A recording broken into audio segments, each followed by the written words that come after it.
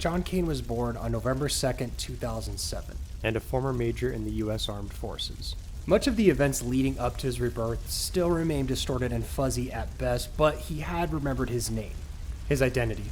Perhaps the explosion helped sort out some of the scrambled pieces littered about in his brain. John looked at the rubble that lay before him, and he glanced deeply into the fire. No, it was the rage, he thought. The pain of regret returning only added fuel to his hypothesis. That pain of regret subsided to once again be replaced with rage, as visions of an underground facility periodically plagued his thoughts. John knew that this facility had something to do with his past, but he needed to understand why, though. I made a mistake. All units, assistance required on 7th and Jocelyn. 751 on our way.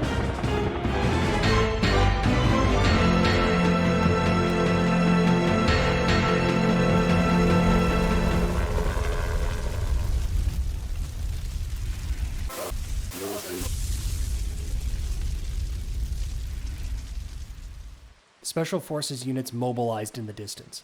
Rest would have to wait. With his plasma cannon ready to decimate all those who would attempt to quell his conduction and his rage growing, John threw himself back into the concrete forest, against those who would attempt to rectify their recent failures, quelling the coming firestorm.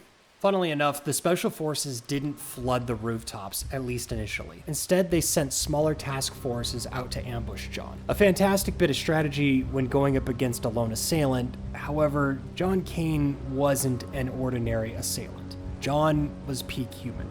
For each punch that would connect, or each shot from his plasma cannon connecting, his rage would grow, and any bullets he had taken previously would heal up with minimal scarring and damage. In rage, he found immortality. So, whether the Special Forces attacked at once or in smaller bursts, the only thing affecting the outcome was the time in which the hunters' deaths would occur.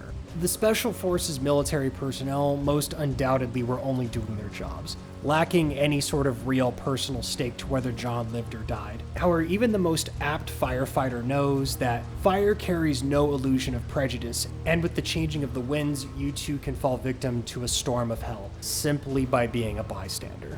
As if guided by the whims of fate, or the unseen hand of authorship, John discovered a flamethrower hidden off the beaten path, fully charged and ready for use. Did someone leave this here for me, John wondered? A leftover Special Forces weapon, or perhaps John may have had more allies than he had initially believed. John took aim, and this time it literally engulfed all before him in this manifested hellish fire. Bodies contorting in multiple directions, the last bit of air being expunged from their lungs as the fire deprived the oxygen from its victims.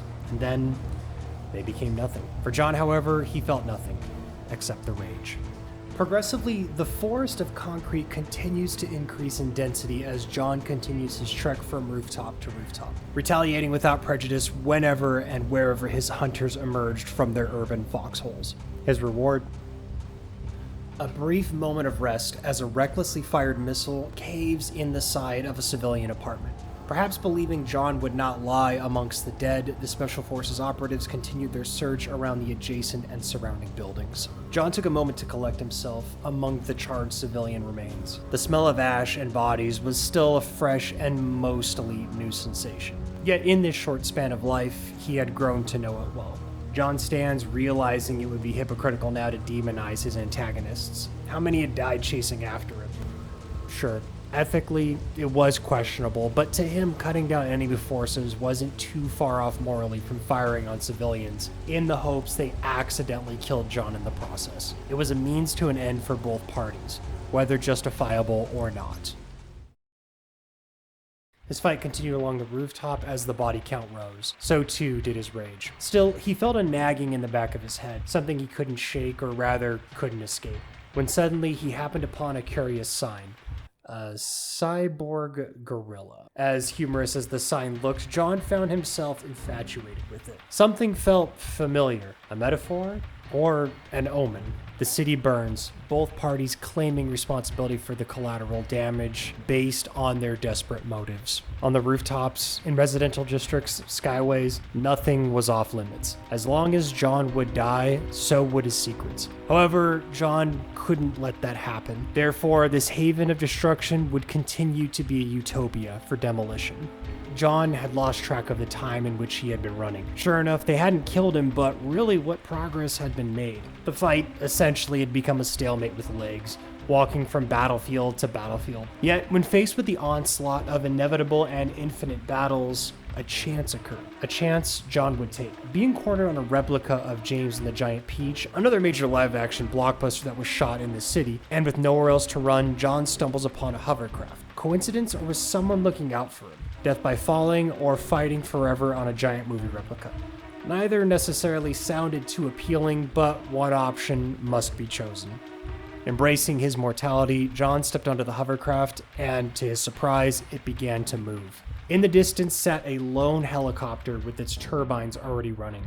It was waiting for John. None of it was a coincidence. His escape, however, would be put on a brief hiatus, though, as jets and fighter pilots scrambled to his location to begin their final assault, hoping John's escape from paradise by their own hands would in turn bring paradise from their employer. John knew the smaller fighters and helicopters were manageable. However, John calculated if any of the jets were to hit the hovercraft with their missiles, it would only take 3 direct hits to bring the flimsy hovercraft down. Therefore, he made the jets his priority. Rockets, explosions, firing, screaming. The battle waged on, and every time John felt as though he would fail, he would feel that rage again. The passion burned inside him, and he would press forward. John found his rhythm. When the scrambled fighters changed their strategy, John would adjust fire, turning each of these hopeful masters of the wind into permanent fixtures on the city streets below.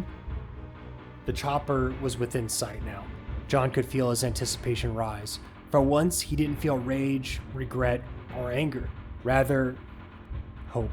However, in his gleeful anticipation, John had allowed a jet to sneak up on him, and with it, the aircraft's missile claimed a direct hit. At that moment, John's hope turned to despair as he rocked back and forth, barely managing to stay on the airship.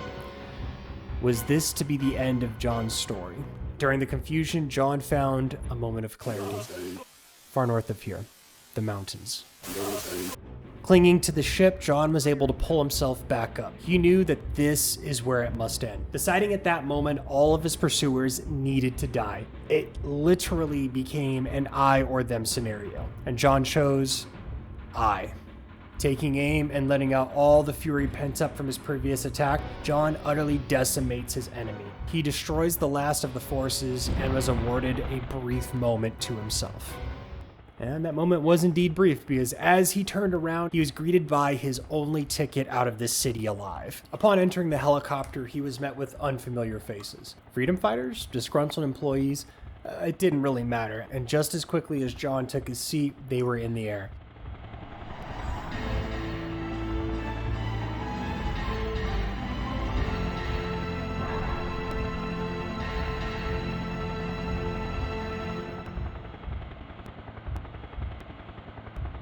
The pilots asked what their next move would be, and John was quick to respond. We head north to the mountains.